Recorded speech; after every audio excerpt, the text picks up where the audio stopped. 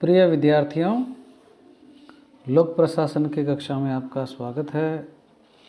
आज हम paper second का नया चैप्टर शुरू कर रहे हैं, राजस्थान में कार्मिक प्रशासन। तो इसमें हम लोग कार्मिक प्रशासन से रिलेटेड जो सारी चीज़ें हैं उनको देखेंगे।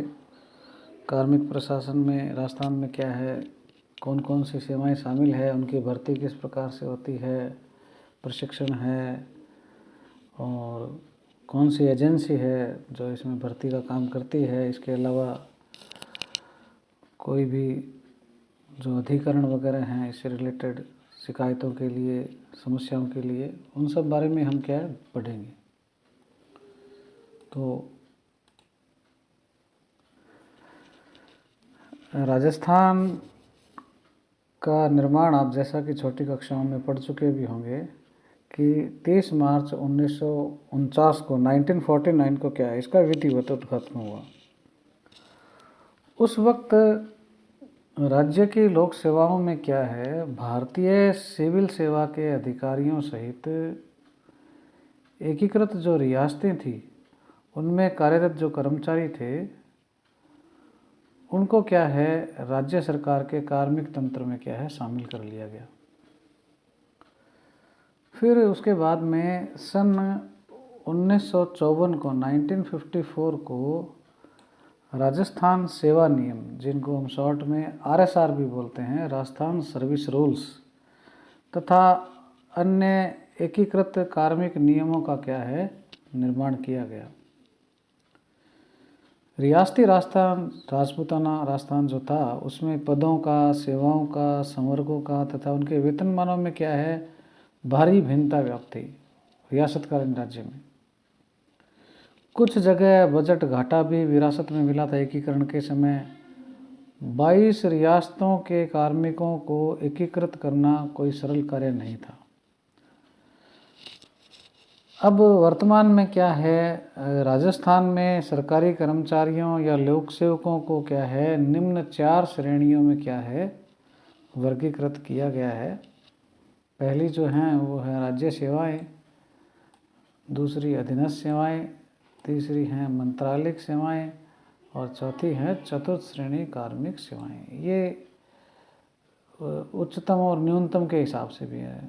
सबसे ऊपर राज्य सेवाएं हैं, उसके बाद में अधीनस्थ हैं, उससे नीचे फिर मंत्रालय के हैं, फिर लास्ट में क्या है चतुर्थ श्रेणी कार्मिक सेवाएं हैं। राज्य सेवाएं राजपत्रित सेवाएं हैं, गजटेड ऑफिसर्स की है। इस अर्थात कहने का अभिप्राय है राज्य सेवा जो हैं उसके जो अधिकारी हैं वो गजटेड होते हैं, और ये सेवाएं सामान्यज्ञ तथा विशेषज्ञ दोनों प्रकार के अधिकारियों से युक्त है। सामान्यज्ञ का मतलब क्या है, जैसे RAS है, तहसीलदार हैं, ये सामान्यज्ञ हैं। उसके अलावा कुछ विशेषज्ञ अधिकारी भी होते हैं, जैसे डॉक्टर है, इंजीनियर हैं, जो गजटेड हैं तो वो विशेषज्ञ टाइप के हो जाते हैं। राजस्थान प्रशासनिक सेवा, राजस्थान लेखा सेवा, राजस्थान नियोजन आदि सेवाएं ये क्या सामान्य सेवाएं हैं। जबकि राजस्थान चिकित्सा स्वास्थ्य सेवा, राजस्थान कृषि सेवा ये क्या है विशेषज्ञ सेवाएं हैं। इन सेवाओं के अधीन कार्य करने वाले कार्मिकों की विभागों के काम के अनुसार क्या है अधीनस्थ सेवाएं भी होती है। जैसे राजस्थान चिकित्सा एवं स्वास्थ्य अधीनस्थ सेवा है। अधीनस्थ सेवाएं भी सामान्य और विशेषज्ञ दोनों प्रकार की होती है। और तीसरे प्रकार की जो सेवा है वो है मंत्रालयिक सेवाएं हैं, जो लिपिक वर्ग के सामान्य कार्यों से क्या है संबंधित है। मंत्रालयिक सेवाएं लिपिक वर्ग से संबंधित है। चौथे प्रकार की सेवा चतुर्थ श्रेणी कार्मिक सेवाएं हैं, जिसके अंतर्गत चपरासी है, जमादार है, इस प्रकार के पद होते हैं। इनको क्या है हम आम भाषा में सहायक कर्मचारी भी कहते हैं।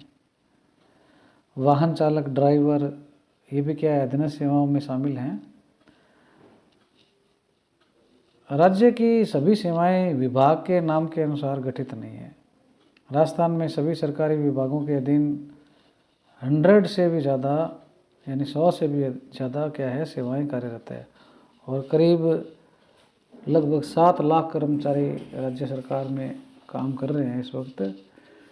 इसके अलावा भी क्या है, राज्य में 3 प्रकार की अखिल भारतीय सेवाओं के कार्मिक भी पदस्थापित हैं। भारत में अभी तक 3 प्रकार की अखिल भारतीय सेवाएं हैं। आईएएस, इंडियन एडमिनिस्ट्रेटिव सर्विस, भारतीय प्रशासनिक सेवा। आईपीएस, इंडियन पुलिस सर्विस, भारतीय पुलिस सेवा। और एक है आईएफएस, यहाँ मेरे गलत लिखा गया है, वो है इंडियन फॉरेस्ट सर्विस, भारतीय वन सेवा। आईएएस, आईपीएस और आईएफएस। तो ये जो 3 हैं, इन सेवाओं के अधिकारी जो हैं, उनकी पद स्थिति राज्य सेवाओं के अधिकारियों से क्या है, उच्च होती है। फिर भी राज्यों में राज्य प्रशासनिक सेवा का तकनीकी सेवाओं की तुलना में क्या है, विशेष महत्व दिखाई देता है। तो ये जो है हमारे राजस्थान में क्या है, कार्मिक प्रशासन में इस प्रकार की कैटेगराइजेशन किया गया है सेवाओं का।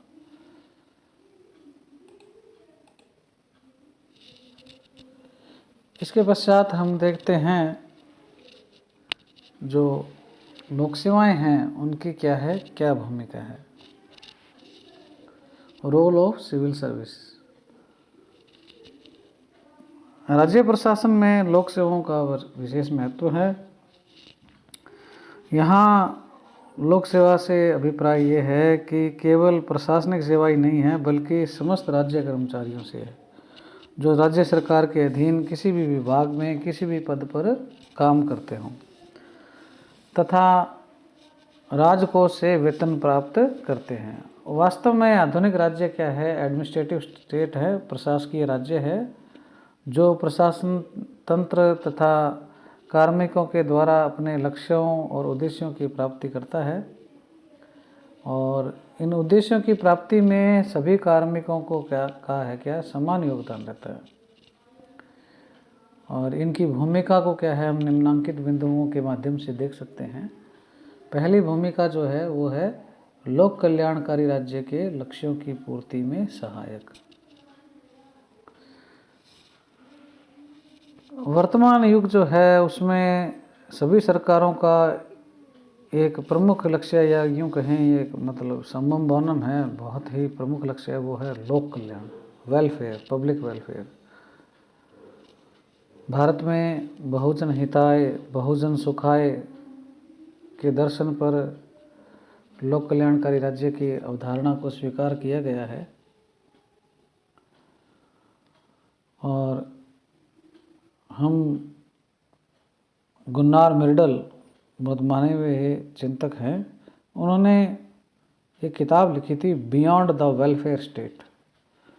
उसमें वो लोक कल्याणकारी राज्य को इस प्रकार से परिभाषित करते हैं। वो कहते हैं कि एक लोक कल्याणकारी राज्य वह है जिसके उद्देश्य आर्थिक विकास, पूर्ण रोजगार, सबको समान अवसर, सामाजिक सुरक्षा, समाज के सभी वर्गों के व्यक्तियों के लिए रहन सहन के न्यूनतम स्तर की सुरक्षा, न केवल आय के संदर्भ में बल्कि पोषण, आवास, स्वास्थ्य तथा शिक्षा इत्यादि सभी पक्षों के व्यापक संदर्भ में उपलब्ध करवाने हों।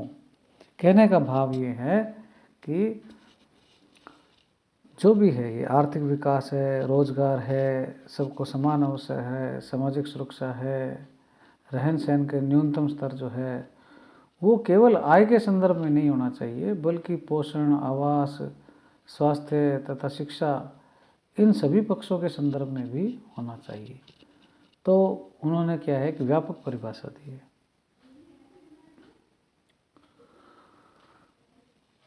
स्पष्ट है कि हम बता सकते हैं कि वर्तमान शासन व्यवस्थाओं में राज्य के कंधों पर क्या है, लोक कल्याण तथा सुरक्षा का बड़ा ही दायित्व है, जिनकी क्रियान्विति का जो माध्यम है वो लोक सेवाएं ही है। लोक सेवाओं में विशाल, योग्य तथा निपुण कार्मिकों की सहायता से ही शासन की नीतियों, योजनाओं तथा कार्यक्रमों की व्यवहारिक स्तर पर क्रियान्विति संभव हो पाती है। विकासशील देशों में लोक सेवाओं की भूमिका इसलिए ज़्यादा महत्वपूर्ण हो जाती है कि वो नव स्वतंत्र देश जो हैं, विकास की दौड़ में विकसित देशों से क्या बहुत पीछे हैं, और यहाँ पर क्या है, लोक कल्याण की मूलभूत सेवाएं निष्पादित करने का संपूर्ण जिम्मा जो है वो शासन का है। चिकित्सा है, स्वास्थ्य है, आवास है, भोजन है, पेयजल है, संचार के साधन हैं, परिवहन है, ऊर्जा है, शिक्षा है, रोजगार है। ये क्या है, मूलभूत और न्यूनतम आवश्यकताएं जो सामाजिक सेवाओं के रूप में प्रशासन के द्वारा यहाँ के नागरिकों को उपलब्ध करवाई जाती है। इसीलिए वर्तमान राज्य को क्या है, प्रशासकीय राज्य भी माना जाता है, क्योंकि राज्य के अधिकांश दायित्व प्रशासन पूरे करता है और निसंदेह प्रशासन का आधार स्तंभ क्या है, लोक सेवाएं हैं। इसलिए लोक कल्याणकारी राज्य के लक्ष्यों की पूर्ति में क्या है, लोक सेवाएं क्या है, सहायक है। दूसरा है सामाजिक न्याय और समानता की स्थापना।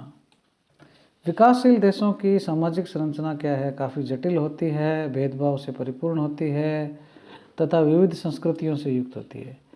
विकासशील देशों की इस सामाजिक संरचना में सामाजिक न्याय और समानता की प्राप्ति करना, शोषण से मुक्ति दिलवाना एक महत्वपूर्ण प्रशासकीय कार्य है।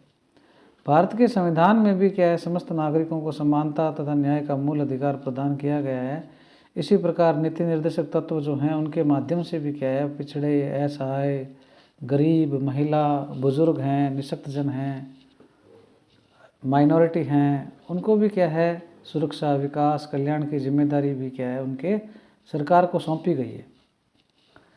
देश की आंतरिक सुरक्षा और शांति व्यवस्था को बनाए रखने के लिए क्या पुलिस और प्रशासनिक संस्थाएं निरंतर कार्यशील हैं। लोक सेवाओं के माध्यम से ही क्या है, पिछड़े वर्ग जो हैं, बंधुआ मजदूर हैं, असहाय व्यक्ति हैं, उनको भी क्या सुरक्षा सुनिश्चित की जाती है। तो इस प्रकार से सामाजिक न्याय और समानता की स्थापना में क्या है, लोक सेवा महत्वपूर्ण भूमिका का निर्वहन करती है। तीसरा है आर्थिक सामाजिक विकास को गति प्रदान करना। वर्तमान प्रशासन जो है उसको विकास प्रशासन के रूप में भी वर्णित किया जाता है, क्योंकि देश के सभी नागरिकों को समग्र विकास प्रशासन के प्रयासों से ही संभव है। कृषि व आर्थिक व्यवस्था को सुदृढ़ बनाने वाले समस्त उद्योगों का विकास, मशीनीकरण है, संसाधनों का समुचित दोहन है, आयात और निर्यात में संतुलन है, भुगतान संतुलन की समस्या जो है उसको दूर करना, उत्पादन व आय में वृद्धि करना है, जीवन स्तर को ऊंचा उठाने में सहायक जो कारक हैं उनको प्रगतिशील बनाए रखने के लिए लोक सेवाओं की क्या भूमिका बड़ी रहती है। विकासशील देशों की जो अर्थव्यवस्था है विकसित देशों की तुलना में बहुत पिछड़ी हुई है और विसंगतियों से भरी हुई है। अर्थव्यवस्था में सुधार और गति लाने के लिए स्वतंत्रता के समय में भारत में मिश्रित अर्थव्यवस्था को अपनाया गया, जो अब वर्तमान में क्या है, निजीकरण की ओर अग्रसर है। तो इस प्रकार से क्या है, आर्थिक और सामाजिक विकास जो है दोनों क्या है, इंटर रिलेटेड हैं, और इन दोनों की क्या है जो गति है वो क्या है, लोक सेवाओं के माध्यम से क्या है, तीव्र हो पाती है।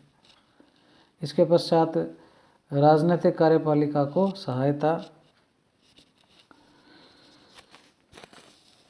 शासन की जो नीतियां और कार्यक्रम हैं उनके निर्माण में क्या है, मंत्री को सूचना और परामर्श उपलब्ध करवाने की जो जिम्मेदारी है वो लोक सेवक की होती है, क्योंकि वह प्रशासन के कार्यों में क्या कुशल और विशेषज्ञ होते हैं। मंत्री के पास न तो इतना समय होता है और न ही उनको क्या इतनी रुचि होती है, ना ही वो इतने कुशल होते हैं कि प्रशासन की प्रत्येक गतिविधि को क्या सूक्ष्मता से समझ सके। अतः लोक सेवकों को ही क्या है, जन कल्याण के कार्य निष्पादित करने होते हैं, और इस मामले में क्या है, वो राजनीतिक कार्यपालिका को सहायता प्रदान करते हैं। इसके पश्चात आता है रोजगार का माध्यम। आधुनिक प्रशासनिक व्यवस्थाओं में लोक सेवकों की भारी संख्या है, क्योंकि जीवन की प्रत्येक गतिविधि कहीं ना कहीं प्रशासकीय राज्य की कल्याणकारी अवधारणा से वो क्या है, जुड़ी हुई है। चाहे शिक्षा हो, उद्योग हो, स्वास्थ्य हो, परिवहन हो, संचार हो, सुरक्षा सेवाएं हों, सब क्या है, सरकार की जिम्मेदारी है। और सरकार इन कामों को या इन सेवाओं को पूरा करने के लिए क्या है, कार्मिकों की आवश्यकता रहती है। तो उससे क्या है, रोजगार के अवसर सृजित होते हैं, और सरकार ही एक श्रेष्ठ नियोक्ता की भूमिका का निर्वहन कर सकती है। सरकार का कार्मिक तंत्र जो है वो अन्य जो नियोक्ता हैं उनके लिए क्या है आदर्श सिद्ध हो सके, यही क्या है सरकार का प्रयास भी होता है। तो इस प्रकार से क्या है लोक सेवाएं क्या है एक रोजगार का माध्यम भी है। तो इस प्रकार से आज हम लोगों ने लोक सेवाओं का वर्गीकरण और उसकी जो भूमिका है उसके बारे में जाना। इसके पश्चात हम लोक सेवाओं में भर्ती की प्रक्रिया क्या है राजस्थान में, इसके बारे में जानेंगे।